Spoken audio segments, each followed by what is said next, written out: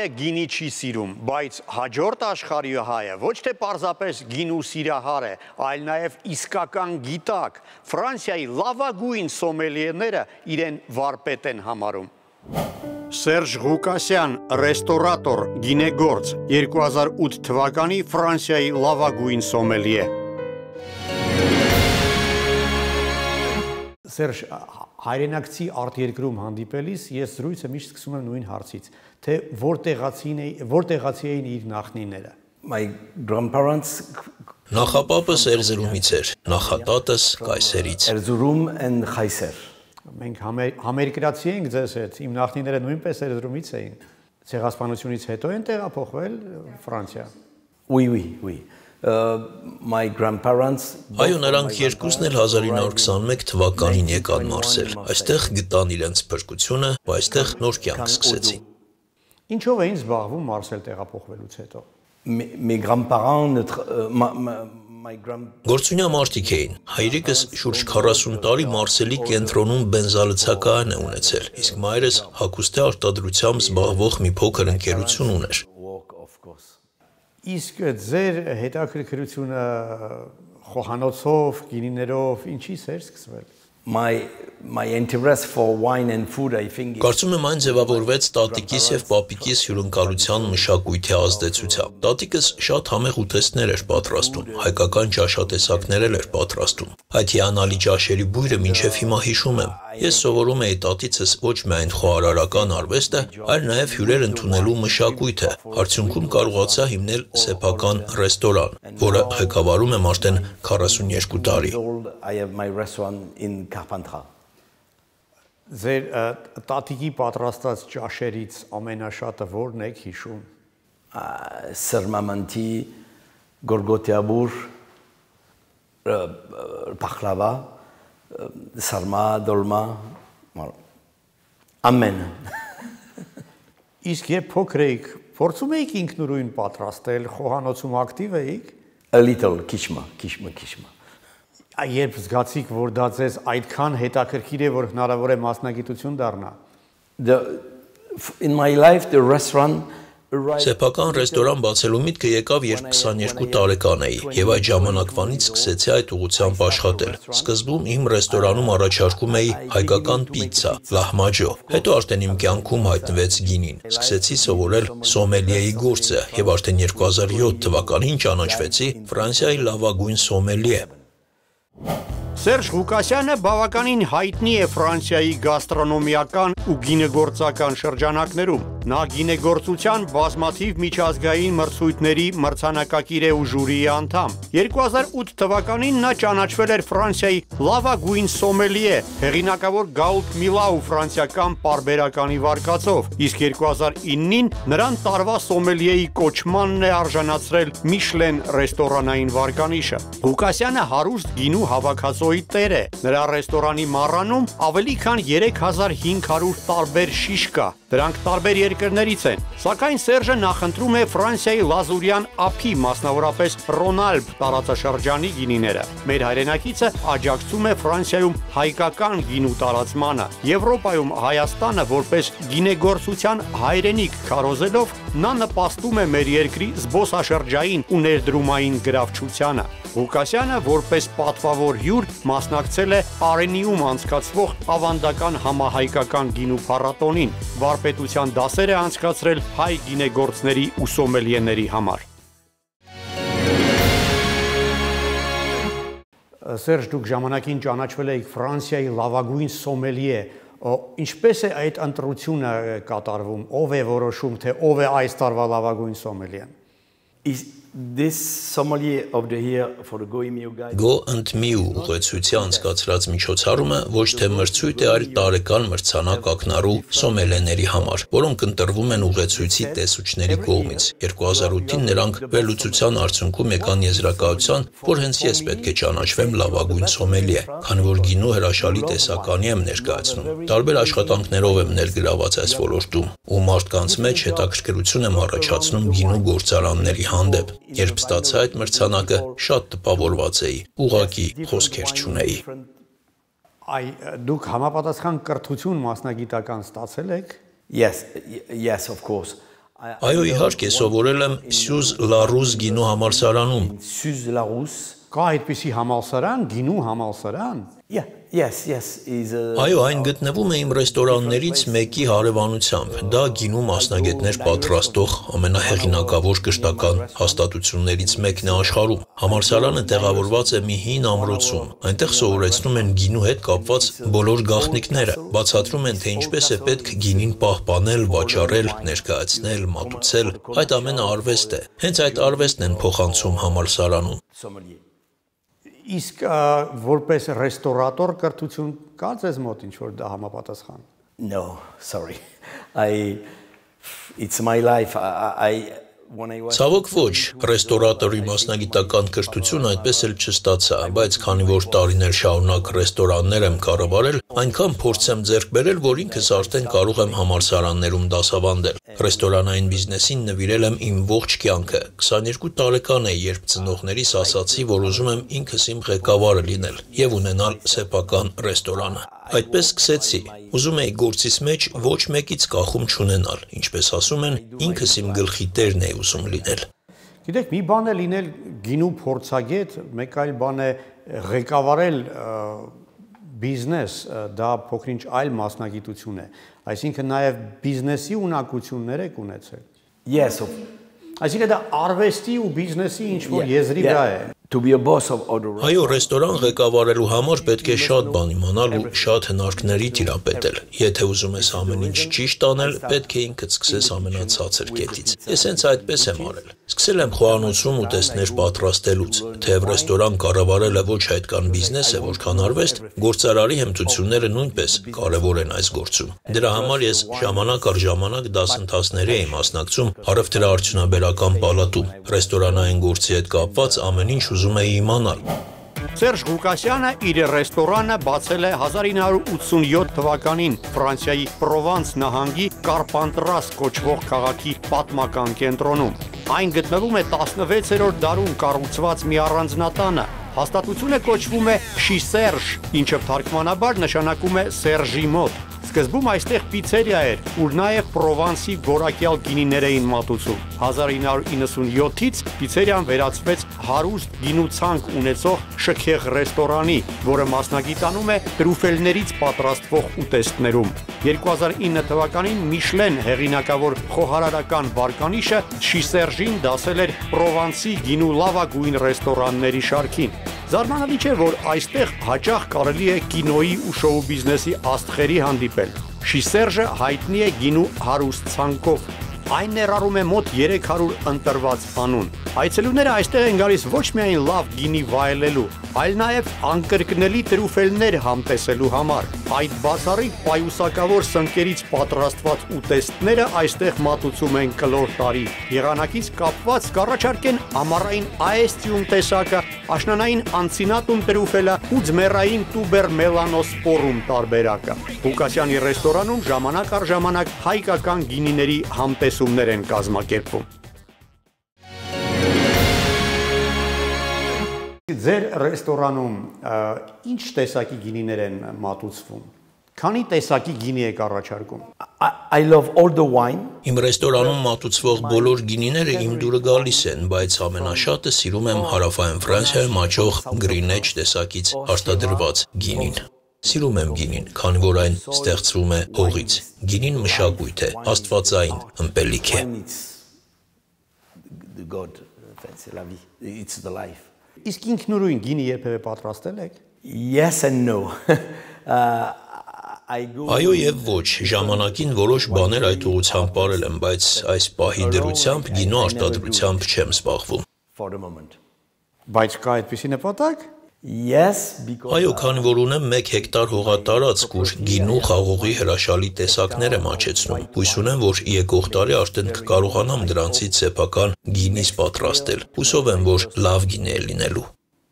Անուն արդեն մտածել եք։ Yeah, Baron Agop. Պարոն Հակոբ, ով է պարոն Հակոբը։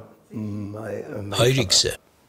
Մենք հիմա գտնվում ենք Պրովանս նահանգում, Հայաստանում ավելի հայտնի են գինի ավանդույթներով Բորդոն, Բուրգունդիան, իսկ Պրովանսի գինին լավն է համարվում։ Yes, the wine in Provence.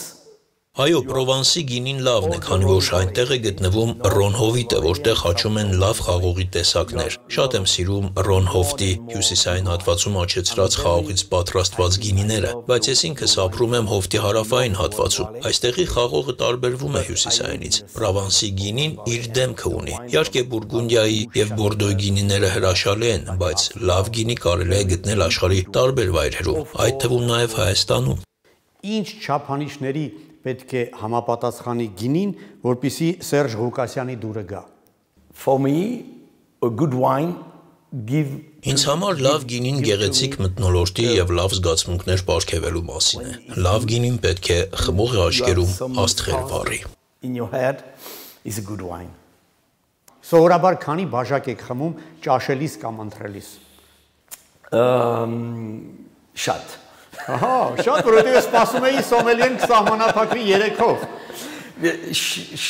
Շատ գխմեմ because քինի շատ գսիրեմ։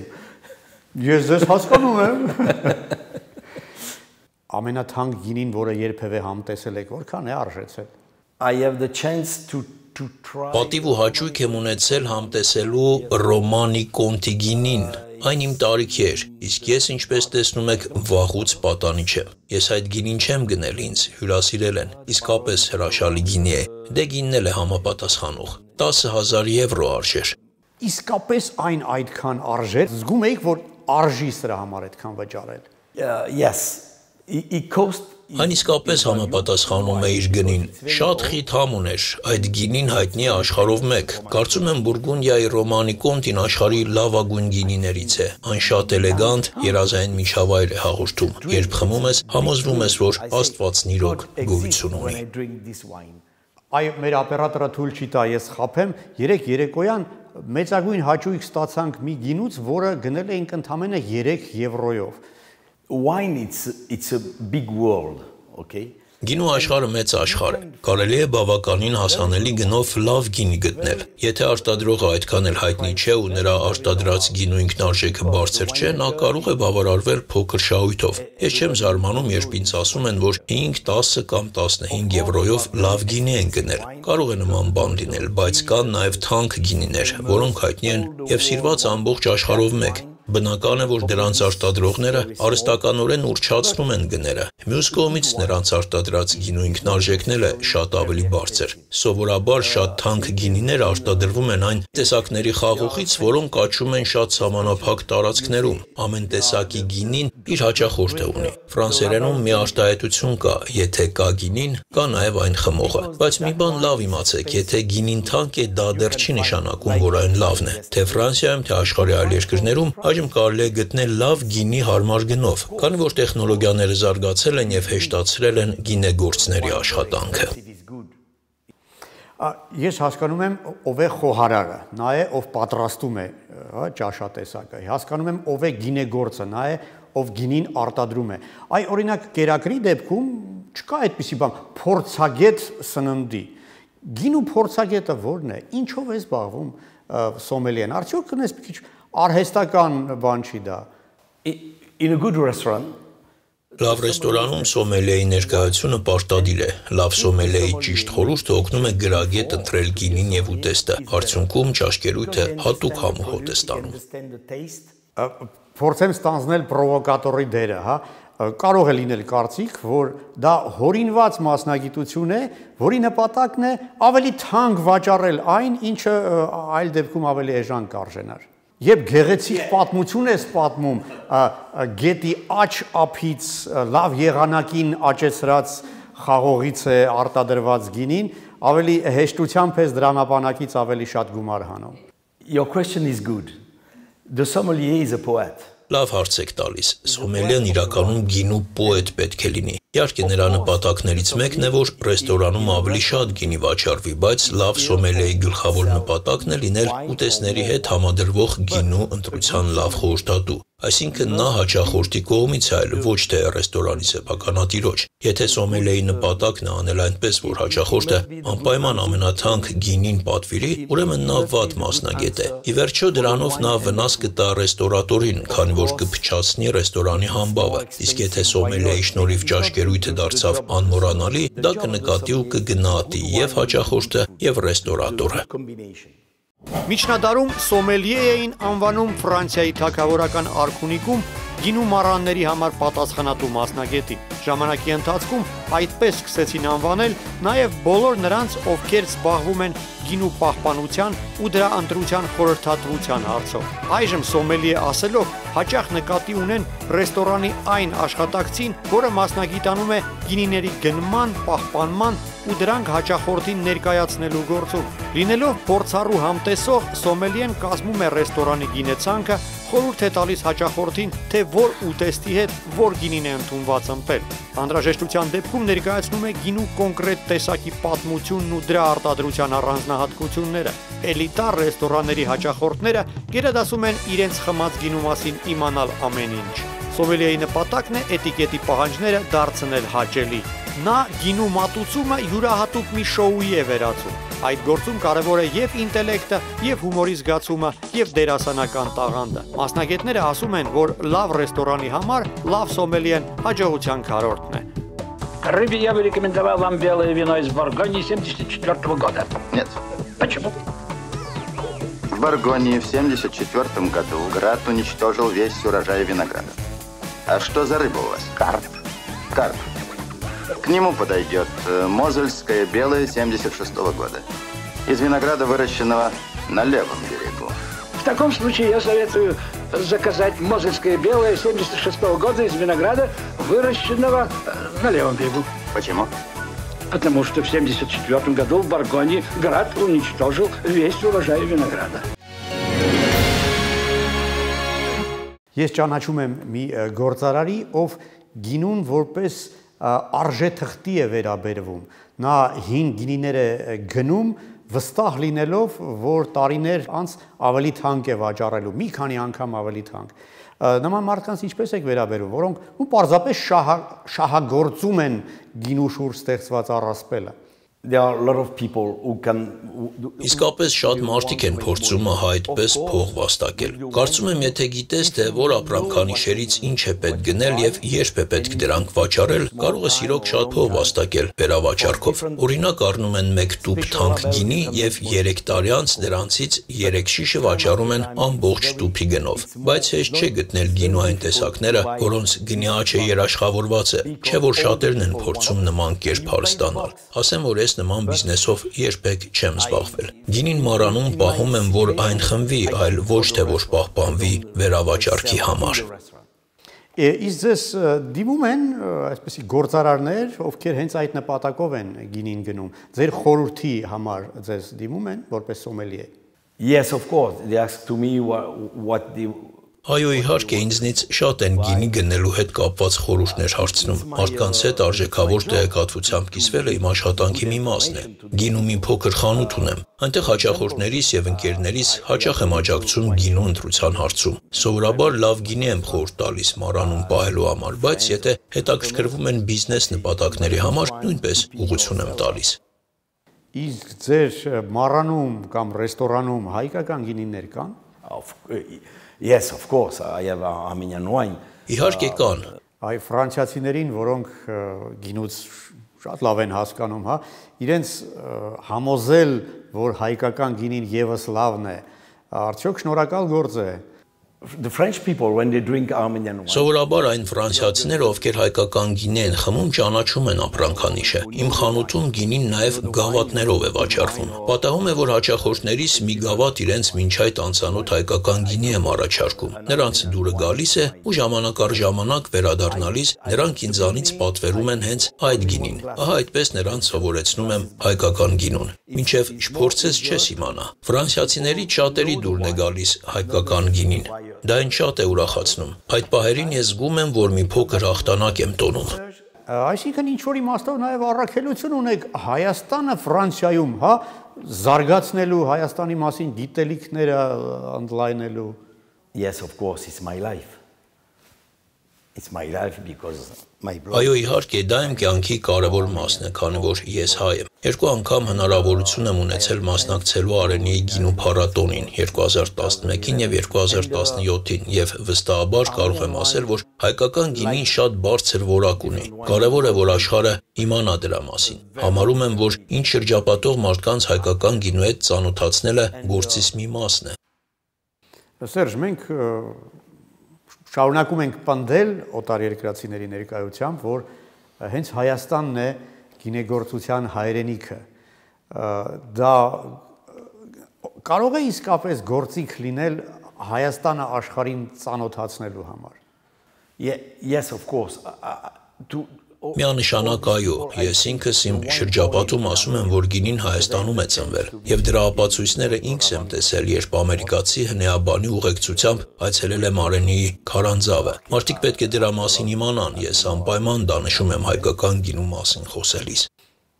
Իսկ туриզմի զարգացման տեսակետից այդ առասպելը մենք կարողանում ենք ճիշտ ձևով օգտագործել։ Of course, it's necessary. Այո, դա անելը ուղղակի անհրաժեշտ է։ Կարծում եմ գինին երկրի ամենալավ այցեքարտն է։ Տարիներ առաջ ինձ տվեցին գինու շրջաններով ճամփորդելու գաղափարը եւ ես դրան հետևեցի։ Կարծում եմ հրաշալի է, երբ կարող ես այցելել օրինակ Պրովանս, Էլզաս, Բուրգունդիա եւ այնտեղի գինիները փորձես։ Նույն կերպ անկախ նրանից էթնիկ հայ ես թե ոչ, կարող ես այցելել Հայաստանի տարբեր շրջաններ, այնտեղի գինիները փորձելու համար։ Publicity to visit the country.